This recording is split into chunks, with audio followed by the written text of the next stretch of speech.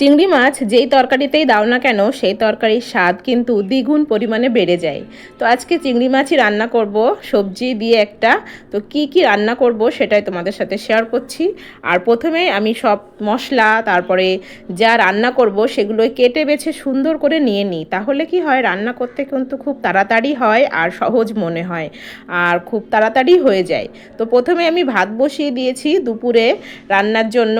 প্রথমে ভাত বসিয়ে দিয়েছি, তারপরে কড়াইতে আমি তেল গরম করে দিয়ে চিংড়ি মাছগুলো একটু লবণ আর হলুদ দিয়ে ভেজে নিয়েছি। ওই কড়াইতেই আমি কিছুটা বড়িও ভেজে তুলে রেখেছি। তারপরে আমি ওই কড়াইতে কিছুটা পরিমাণ তেল দিয়ে দিয়েছি, দিয়ে আগের থেকে কেটে বেছে রাখা বেগুন আলু আর মটরশুঁটি সুন্দরভাবে দিয়ে দিলাম। দেওয়ার পরে আমি লবণ হলুদ গুঁড়ো লঙ্কা গুঁড়ো দিয়ে একটু মিশিয়ে নিয়েছি।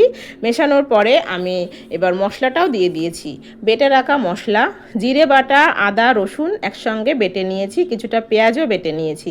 নেওয়ার পরে মশলাটা দিয়ে সুন্দরভাবে একটু কষিয়ে নিয়েছি। নেওয়ার পরে সিদ্ধ হওয়ার জন্য অল্প পরিমাণে পানি দিয়ে দেব। তো এটা তাহলে সিদ্ধ হয়ে নিক।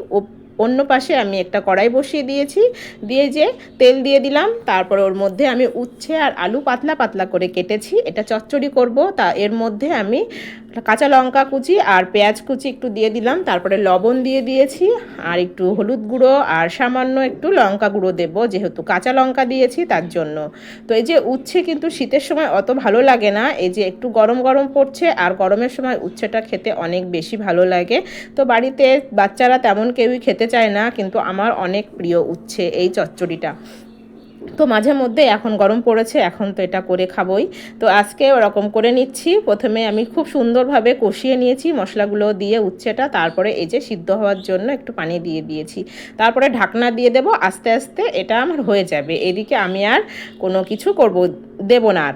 তারপরে এই যে আমার বেগুন আলুটা খুব সুন্দরভাবে সিদ্ধ হয়ে এসেছে, তার মধ্যে আমি একটু টমেটো কুচি দিয়ে দিয়েছি আর যে আগের থেকে ভেজে রাখা বড়িগুলোও দিয়ে দিলাম, দিয়ে আবারও একটু নাড়াচাড়া করে শেষ পর্যায়ে এসে আমি এই যে চিংড়ি মাছগুলোও দিয়ে দিলাম। চিংড়ি মাছটা দিয়েও খুব সুন্দরভাবে একটু কষিয়ে নিয়েছি। তারপরে আমি একটু ঝোলের জন্য পানি দিয়ে দিলাম, যেহেতু খুব ঝোল করব না, একটু গামাখা গামাখা করব, মাখো মাখো।